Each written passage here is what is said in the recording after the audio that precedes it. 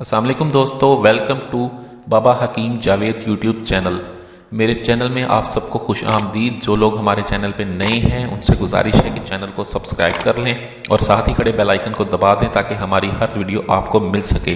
دوستو آج کا جو ہمارا نسخہ ہے، ایسے افراد جن میں مردانہ قوت کی کمی ہے، اعصابی کمزوری ہے، جسمانی کمزوری ہے، اٹھتے بیٹھتے چکر آتے ہیں، مادے کی پیداوار نہیں ہوتی، مادہ پتلا ہے، تو ان کے لیے میں بہت ہی آسان ایک ریمیڈی دے رہا ہوں۔ دوستو ہمارے پاس ہلدر ہے، ہلدر تقریباً آپ نے 5 گرام لینی ہے، اور اس کے علاوہ ککر پھلی ہے، ککر پھلی کو بھی آپ نے تقریباً 50 گرام لینا ہے۔ ان دونوں کو مکس کر کے کوٹ لیں۔ اس کے علاوہ موسلی سفید انڈین ہے، یہ 100 گرام آپ نے استعمال کرنی ہے، مردانہ قوت کے لیے بہت اعلیٰ چیز ہے۔